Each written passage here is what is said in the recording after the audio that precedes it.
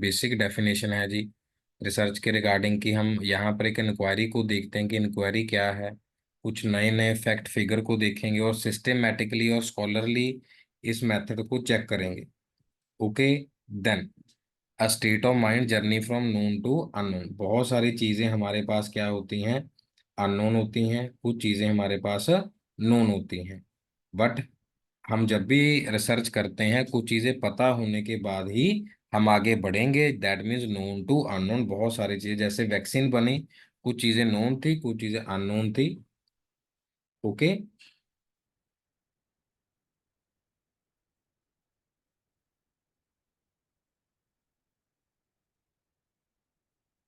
यहाँ तक पहली एग्जांपल क्लियर होगी जी। Then it is a process of inquiry. Inquiry भी करेंगे और हम साथ साथ यहाँ पर क्या करेंगे जी, साथ ही साथ हम इन्वेस्टिगेशन भी करेंगे। और इंक्वायरी के साथ सिस्टेमेटिक चलेंगे, मेथड होगा और हमारी नॉलेज डेफिनेटली क्या होगी जी, बढ़ जाएगी। कैसे बढ़ेगी? जैसे मॉडर्न एजुकेशन की बात करते हैं, टीचिंग है, लर्निंग है और साथ ही साथ रिसर्च का हमें प्रयोग करना होता है। जैसे हम टीचिंग कर रहे हैं, साथ ही साथ नई चीज़ों की लर्निंग है। From last 7 years we are giving the services and research. Teaching क्या होगी, वो भी टीचर करेगा। लर्निंग दोनों तरफ से हो गई, क्योंकि टीचर को भी पता है कि बच्चों को क्या चीज़ें पढ़ाई जा रही हैं और कैसे नए मेथड्स में पढ़ाना है, नेप के रिगार्डिंग एंड ऑल। और उसी के साथ साथ हमारे पास क्या है, notification of behaviour by student themselves through the assignment seminar. नई नई चीज़ें, नए नए फैक्ट फिगर हमारे सामने आते रहते हैं।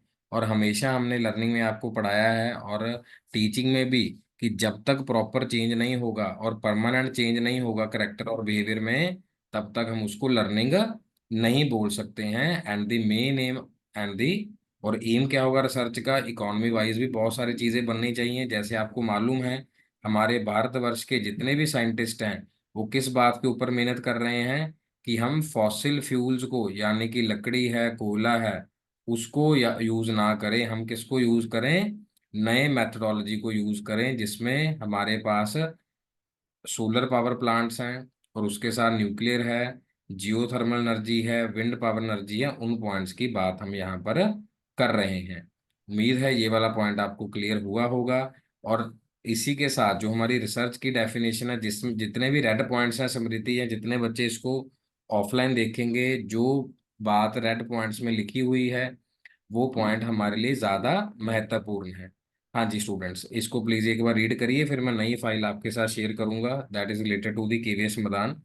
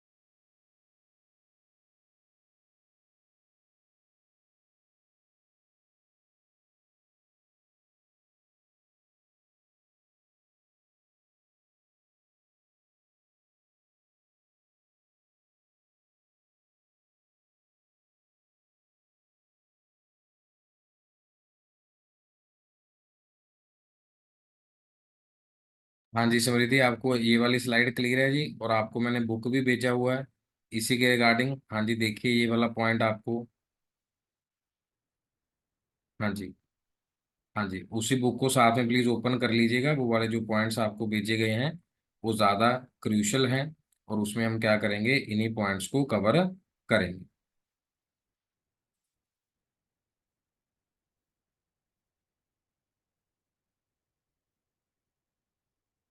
और जो मेन इंपॉर्टेंट टॉपिक्स हैं इसको भी आप देख सकते हैं। जो हमारे मेन टॉपिक्स हैं यहाँ पर मेंशन भी हैं हमारे पास। कौन कौन से टॉपिक्स हैं, रिसर्च का मीनिंग, टाइप्स, करेक्टरिस्टिक्स करेंगे। फिर पॉजिटिविज्म और पॉजिटिविस्टिक अप्रोच देखेंगे, एक्सपेरिमेंट और डिस्क्रिप्टिव देखेंगे। जो और इसी के साथ जो हम पॉइंट स्टेप्स होंगे, थीसिस राइटिंग होगा, फॉर्मेशन होगा, फॉर्मेशन के साथ अलग अलग स्टाइल्स होंगे आर्टिकल्स के, और रिसर्च एथिक्स होंगे।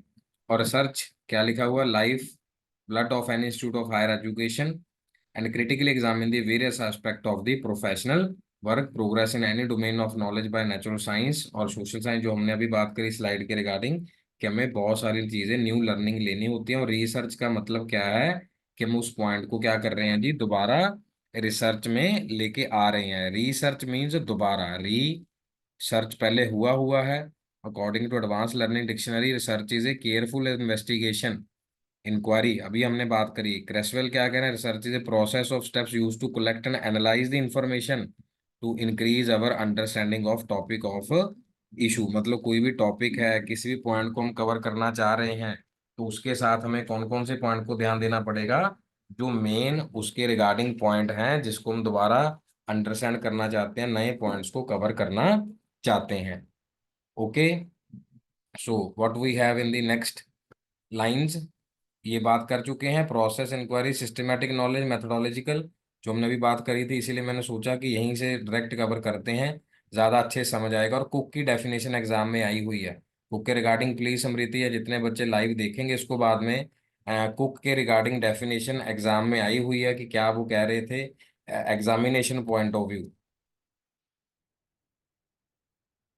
Searching for fact, meaning, implications, research is acronym, rational way means आसा लॉजिकल भी होगा, एक्सपर्ट्स हो गए, एग्जॉस्टिव ट्रीटमेंट होगा कि खत्म हो जाएगा दोबारा से एग्जॉशन, सर्च और सॉल्यूशंस होंगे, एग्जैक्ट पॉइंट बताया जाएगा वहां पर, एग्जैक्ट बिल्कुल एनालिसिस करेंगे छोटे छोटे पॉइंट्स जो हमने टीचिंग में देखा था, रिलेशनशिप ऑफ फैक्ट्स हैं, कुछ क्रिटिकल ऑब्जर्वेशंस रहेंगी, केयरफुल प्लानिंग रहेगी। उसी के साथ हम कंस्ट्रक्टिव एटीट्यूड के साथ काम करेंगे जीवन, जैसे कि नए नए प्रोसेस जो होंगे उसको कंस्ट्रक्ट करेंगे, एंड दी कंडेंस्ड जनरलाइजेशन, और ऑनेस्टी के साथ और हार्ड वर्किंग के साथ हमें काम करना है। And to provide an objective which is unbiased, unbiased mean कोई तरफदारी नहीं, कोई अनसाइंटिफिक नहीं, सारे काम हम साथ साथ प्रॉपरली नीट एंड क्लीन काम करेंगे। ये और बिल्कुल बेसिक डेफिनेशन आप इसमें देख सकते हैं रैंडम हाउस में, कि हाइपोथेसिस लिया जाता है जिसको एम्पिरिकली मीन्स एक्सपेरिमेंट बेस्ड, और लर्निंग बाय डूइंग हम इसको क्या करते हैं, सर्च ऑन करते हैं। लर्निंग बाय डूइंग मेथोडोलॉजी के साथ ये चल रहा है। उम्मीद है ये क्लियर होगा। और ये जर्नी होगी, ये भी आया हुआ है, जिसकी डेस्टिनेशन हमें बताया जाएगा कि कैसे है। कुछ अननोन फैक्ट्स होंगे, कुछ अलग अलग मेथोडोलॉजीज होंगी, अप्रोचेज होंगी, प्रोसीजर्स होंगे, वो डिफरेंट होंगे। जैसे कॉमन कंडीशंस क्या है रूरल स्टूडेंट्स में, possible causes of such conditions, degree of satisfaction of parents with the teaching of school, कि किस तरीके से उसमें पढ़ाया जाए स्कूल्स के अंदर, क्या लेवल है अंडरस्टैंडिंग का, अंडरस्टैंडिंग वाला पॉइंट हम कवर कर चुके हैं टीचिंग के अंदर। ये मॉडल याद होगा अगर आपको, सभी स्टूडेंट्स को, ये वाला triangle, memory, understanding, reflective.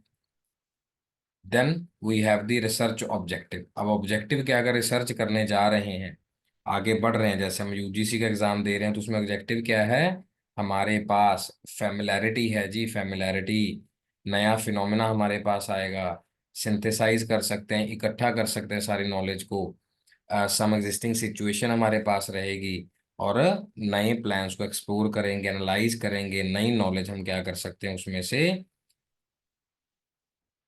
Cover कर सकते हैं, और काफी लोगों को और भी अच्छे से एजुकेट कर सकते हैं, जनरेट दी न्यू नॉलेज। जो हमने वैक्सीन के रिगार्डिंग बात करी, नई एक्सरसाइजेज, नई फिजियोथेरेपी, नए ट्रीटमेंट्स, नई टेक्नोलॉजी से जो हमारी डॉक्टरेट है, जो हमारे सर्विसेज हैं आसपास चल रही हैं। जैसे कि पहले सर्जरी कुछ और तरीके से होती थी, आईसीटी की हेल्प से, रिसर्च की हेल्प से बहुत सारी चीजें नहीं होगी हमारे पास, नहीं होंगी सारी चीजें, रिसर्च डिग्री मिल जाएगी, हम कुछ अनसॉल्व प्रॉब्लम की तरफ चले जाएंगे, तो जो पहले प्रॉब्लम सॉल्व नहीं हुई उन पॉइंट्स को हम यहाँ पर कवर करेंगे।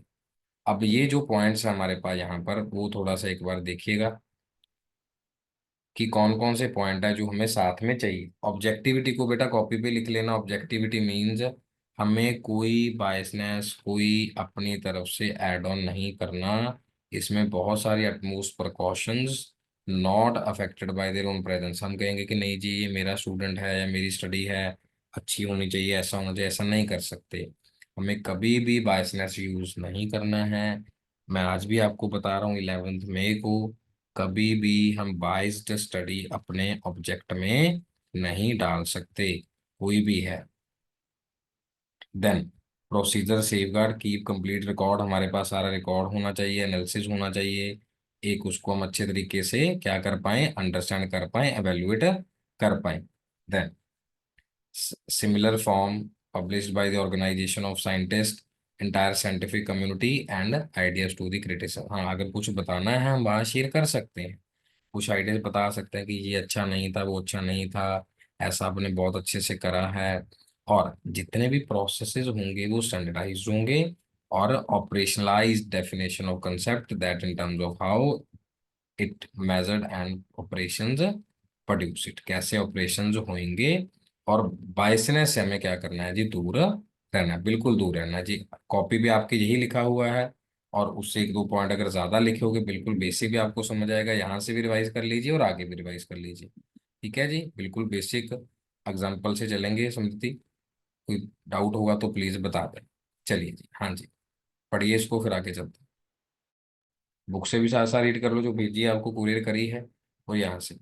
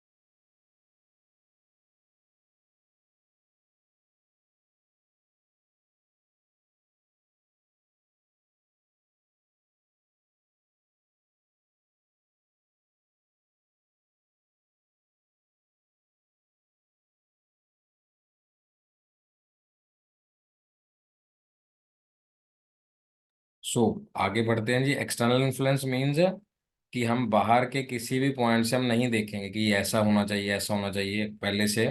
ठीक है, जो भी किसी ने पॉइंट दे दिया, नहीं, हम सारी स्टडीज को देखेंगे, पर्सनल बायसनेस नहीं आएगी, ऑब्जर्वर जो देख रहा है। जैसे researcher raise to certain culture and society, जैसे एमसी मैरी कॉम जी इसी ऑब्जर्वर बायस की वजह से अपना मेडल नहीं जीत पाई, ऑल दो हमने सबने वो मैच देखा था, उसमें प्रॉपर उनका मेडल बनता था। और एक्सपेक्टेंसी कुछ नहीं होना चाहिए, what expect to see other rather than the remain objectives, objectives के साथ चलना है, और एक्सपेक्टेंसी नहीं होगी। And placebo bias, many people may claim to feel better after taking placebo, सच है। शुगर पिल मीन जैसे आपने देखा होगा, जो होम्योपैथिक मेडिसिन हैं उसमें कई बार मेडिसिन को डाला जाता है, या फिर अलग तरीके से, अगर इस बेसिस को हम देख के चलें साथ ही साथ, टू दी पॉइंट देखो जी, स्टडी है, कोई इधर उधर की बात नहीं है, कि यहाँ पर छोटे छोटे ग्लोब्यूल्स होते हैं वाइट कलर के बॉक्स के अंदर। अब उसमें वो किसी में मेडिसिन डाल देंगे, बाकी वाले बॉक्स के अंदर मेडिसिन नहीं डालेंगे, वो कहेंगे आप ऐसे ही कंज्यूम करिए, ठीक हो जाएगा। लेकिन ये वाला पर्सन भी ठीक हो रहा है, लेकिन जो रिजल्ट मिला है 20% था, ये 45%, मीन साइकोलॉजिकली वो ठीक हो रहा है। Such as it is important matter there can be overlapping of the biases, ये भी प्लेसिबो बिल भी एग्जाम में जी आया हुआ है, बिल्कुल आया हुआ है एग्जाम में। इसको भी पॉइंट नोट करिए जी प्लीज। आगे देखिए जी, रिलायबिलिटी, पढ़िए इसको अच्छे से, रिलायबिलिटी को कॉपी से भी और बुक से भी।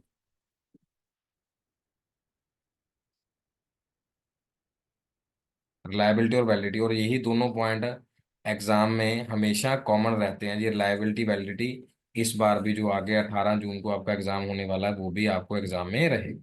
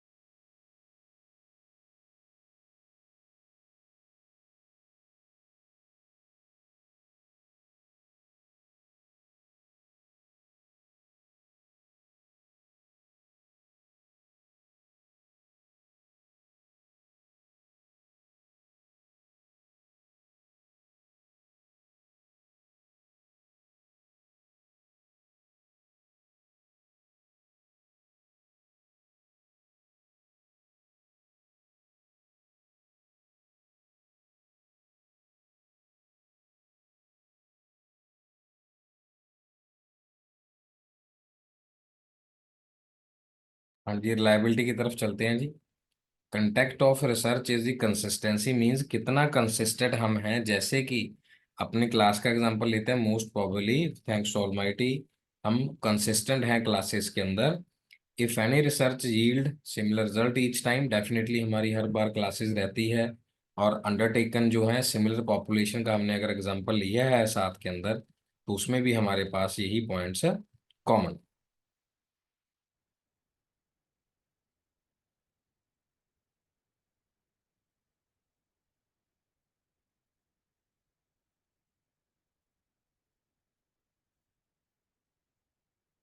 हाँ जी।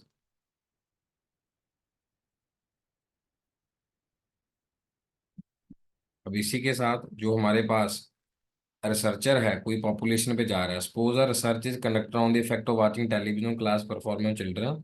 If the results conclude that watching TV causes low grades in class, if another sample taken from that same result with the same research, then we can say that reliable है। Means अगर सभी बच्चे का result TV देख के खराब आ रहा है, या फिर हम कह रहे हैं कि सोशल मीडिया की वजह से कोई चीजें दिक्कतों का सामना करना पड़ रहा है, इट मीन्स प्रॉब्लम है। हमें उन प्रॉब्लम्स को क्या करना चाहिए, एड्रेस करना चाहिए। मोर सिमिलैरिटी, ज्यादा सिमिलैरिटी होगी, इट मीन्स वो टेस्ट क्या है, रिलायबल है, सोर्स क्या है, रिलायबल है। जैसे हम कहते हैं कि अगर रिपोर्ट आई है कि बॉर्नवीटा डैमेज्ड है, तो डैमेज है। Validity, in which researcher mainly stand for the accuracy, कि किस प्रोसीजर के तहत हमने उसको एक्यूरेट करा है। आर वी मेजरिंग और able to measure what we originally intended to measure, कि क्या वही मेजर करने जा रहे हैं जो हम करना चाह रहे थे, या वैसा रिजल्ट आया है, या जो सेंटीमीटर मीटर में करना चाह रहे थे, क्या वही हमारे पास एक्चुअली चीज हमें मिली है।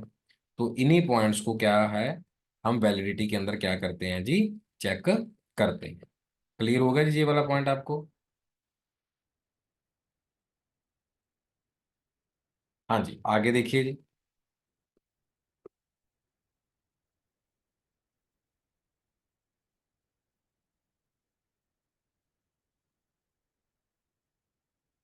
क्योंकि बहुत बेसिक पॉइंट है हमारे ये वाले वैलिडिटी वाले। और टाइप्स आगे देखते हैं, internal validity.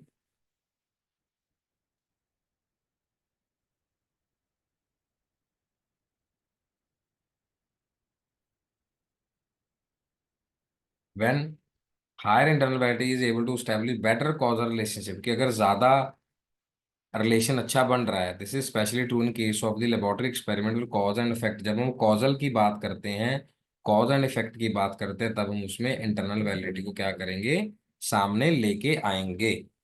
And example, external में जो बाहर की तरफ हम बात कर रहे थे, the response of social sciences survey may be affected by the mere presence of non participant. अगर जो ऑब्जर्वर है, अगर वो पार्टिसिपेंट है ही नहीं, तो उससे हमारी चीजें क्या हो जाएंगी, डैमेज हो जाएंगी। It can be refer to extend to which the researcher outcome can be generalise. कई बार वो जनरल methodology भी दे देते हैं, and apply to other cases.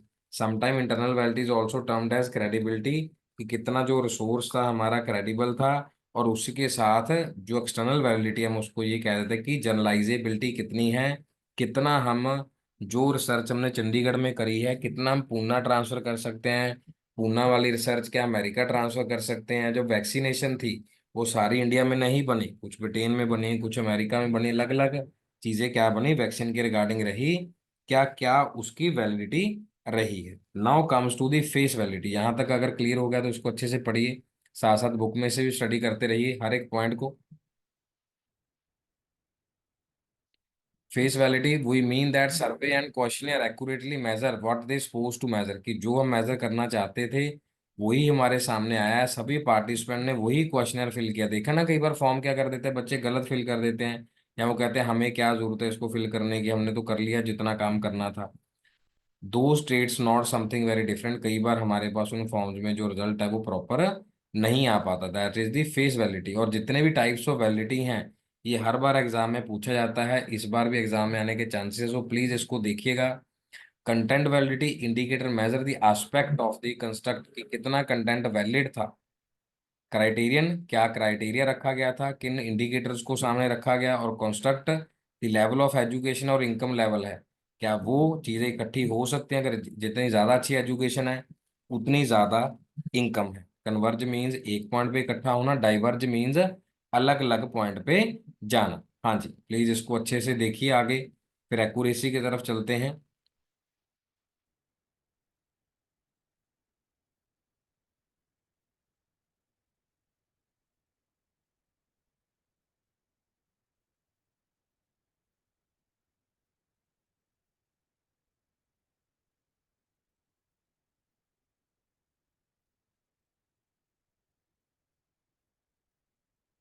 हाँ जी, देखिए जी एक्यूरेसी की तरफ चलिए।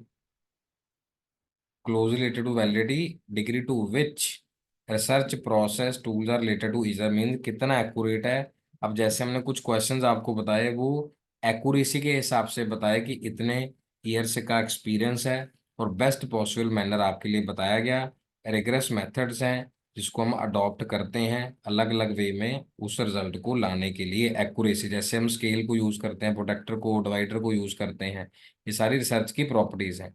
फिर हमारे पास क्रेडिबिलिटी आ जा रही है, क्या बेस्ट सोर्स है हमारे पास, क्या रिलायंस हम कर रहे हैं, क्या हम उसके ऊपर, जैसे हम कह रहे हैं कि हमारे पिताजी ने कहा है, माता जी ने कहा है, तो क्रेडिबल सोर्स है।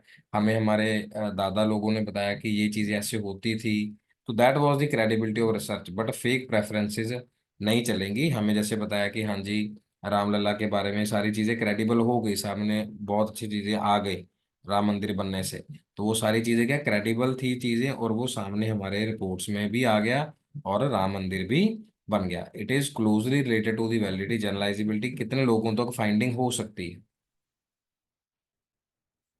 जैसे the sample of is considered as the whole population, कि उस वैक्सीन को, उस पॉइंट को कहाँ तक हम क्या कर सकते हैं, कवर में ला सकते हैं, कितना बेस्ट पॉसिबल वे है।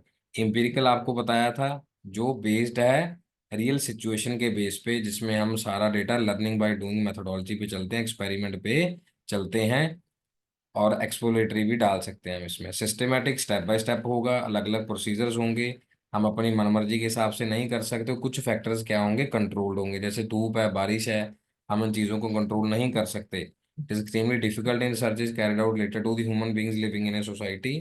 सबका लेवल क्या होगा कंट्रोल का, डिफरेंट है, सबका पेशेंस लेवल डिफरेंट है। अब जैसे मैसेज किया गया क्लास का 7 बजे का, तो अब आप ही आए हैं अकेले स्टूडेंट, बाकी सभी, तो that is the controlled factors.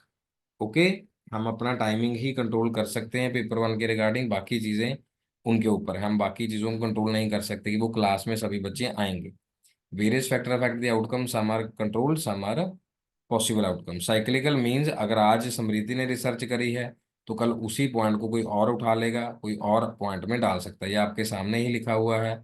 Different approaches were developed, और थ्रू रिसर्च नेट एग्जाम में बेसिक बड़े आराम से इसमें पूछे जाते हैं। एपिस्टेमोलॉजी भी बहुत बार बात करी है हमने। नॉलेज अबाउट नॉलेज, कि हमें नॉलेज कहाँ से मिली, कि वहाँ पे सिंध घाटी थी, वहाँ पर सभ्यता थी, और इसको फ्रेडरिक फेरियर ने यूज किया था। और मेटाफिजिक्स क्या है, branch of philosophy deal with abstract concept being knowing and identity time and the space. Rationalism and empiricism, इसको देखिए जी, लॉजिकल है, empiricism claim experience ultimate starting point of all knowledge, की जो हमने एक्सपीरियंस खुद किया है। रैशनल हो गया, mind is the authority of all senses, कि ये सामने आदमी है, औरत है, छोटा बच्चा है, और इसमें हमें पता है कि 2+2 क्या होता है, 4 होता है। इसको अच्छे से पढ़िए जी, फिर आगे चलते हैं।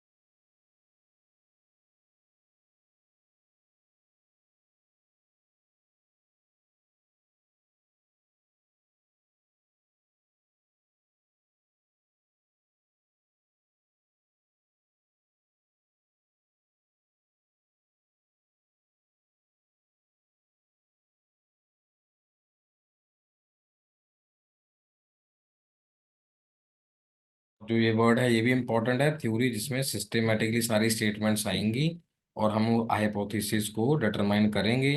Research paradigm is a model function international process a way of thinking, means process है। जैसे कोविड से पहले जो पैराडाइम था टीचिंग का बच्चे वो डिफरेंट था, ऑफलाइन था। आज आप अपने घर पे बैठ के बड़े आराम से एजुकेशन को ले रहे हैं। इसमें नेचुरल साइंसेस सोशल साइंसेस का थोड़ा सा डिफरेंट होता है, क्योंकि अप्रोच ही डिफरेंट होगी और सोचने का जो प्रोसेस होगा वो भी क्या होगा, डिफरेंट होगा। हाँ जी, आगे देखिए जी। अब the term positivism was coined by French philosopher Auguste Comte 19th century, reflected of Francis Bacon, Locke, Isaac Newton, contemporary thinker Marshallek, एस्टनमार्क, रुडोल्फ कार्नमेड अमंग अदर। मतलब पॉजिटिविज्म की एक डेफिनेशन है, इसी को पॉइंट को पढ़ेंगे अपन अभी। अगस्ते कॉम्ते ने कोर्स ऑफ पॉजिटिव फिलोसफी के बारे में बताया, अलग अलग किताबों के बारे में, ये नॉर्मल कभी कभार पूछा जा सकता है, वो आप देख सकते हैं।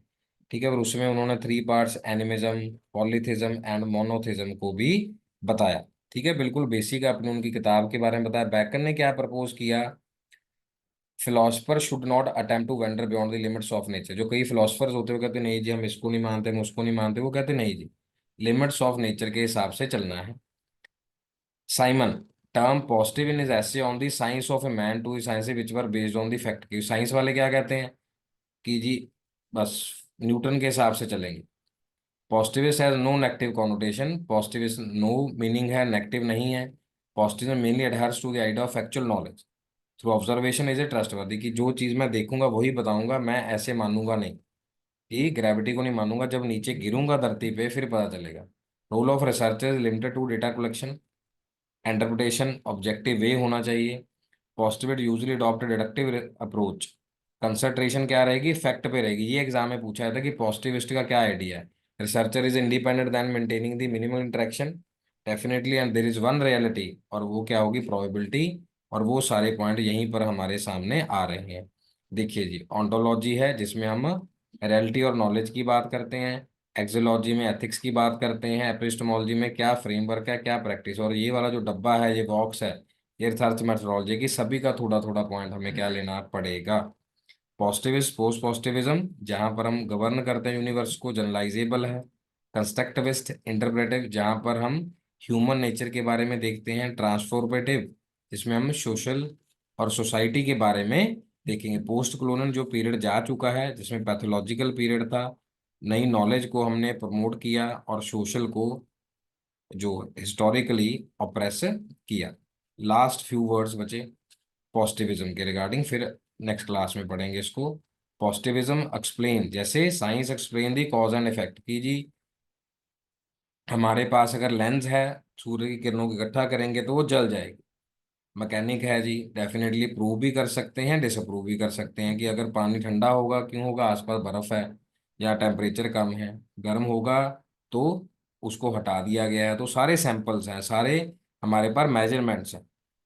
और साइंस क्या डील करेगी, एम्पिरिसिज्म के साथ, एक्सपेरिमेंट्स के साथ, लर्निंग बाय डूइंग के साथ, और it must be value free, उसकी कोई भी वैल्यू नहीं रहेगी। हाँ जी, अब क्या होगा, ड्रॉबैक क्या है जी, अब सबका एक्सपीरियंस वैसा नहीं होता, और सबके लिए इंडिविजुअल के लिए जो रिलेशनशिप्स होंगे डिफरेंट डिफरेंट होंगे। और ये बिजनेस स्टडीज में आएगा, जैसे आपका कॉमर्स है, बाकी स्टडीज में इसको नहीं माना जाएगा फैक्ट फिगर को। वो कहते नहीं, जो हमने देखा है सामने है। पॉजिटिविज्म में रिजेक्शन ऑफ मेटाफिजिक्स, जिसमें गोल ऑफ नॉलेज क्या रहेगा, जो हमने अपना अपना गोल बनाया हुआ है अपने अपनी ब्रांच के हिसाब से। ये अलग अलग अप्रोचेस थी बच्चे, जो हमने बिल्कुल बुक के हिसाब से कंसेप्ट के हिसाब से रीड करी हैं। एंटरप्रेटिव, जिसमें क्वालिटेटिव मेथोडोलॉजीज आएंगी। सोशल पॉलिटिकल साइंस आ गया जी, method should be valid, research design should small scale intensive data होना चाहिए। लेकिन जो मैक्स वेबर थे, सोशोलॉजिस्ट थे जर्मन, और वर्स्टैन बोलते हैं इनको, verstehen mean systematic interpretive process observer culture attempt to relate it and understand others. अब क्या कर रहे हैं, एक दूसरे को अंडरस्टैंड कर रहे हैं, बाकी साइंस नहीं समझती। Putting your self in the shoes to see things from their perspective, कि उसी के अलावा या उसके साथ खड़े होके देखिए फिर तो पता चले। जैसे हम कहते हैं, वारिस शाह जी कहते हैं, जो बड़े लोग कहते थे कि जिस तन लागे वो तन जाने, उसी की बात है। Putting your self in the shoes of other to see, मतलब उसके परस्पेक्टिव से भी देखना चाहिए, सिर्फ अपने परस्पेक्टिव से ही नहीं देखना। Okay, the understanding about the positivist and interpretive paradigm is crucial and differentiate between the quantitative and the qualitative। यहाँ तक बच्चे इसको अच्छे से पढ़ लीजिएगा। फिर कल हम पोस्ट पॉजिटिविज्म को देखेंगे और नेक्स्ट क्लास जो हमारी होगी, तो टाइम डाला वो उसी के साथ होएगी। ओके जी, thank you so very much, take care, God bless you all.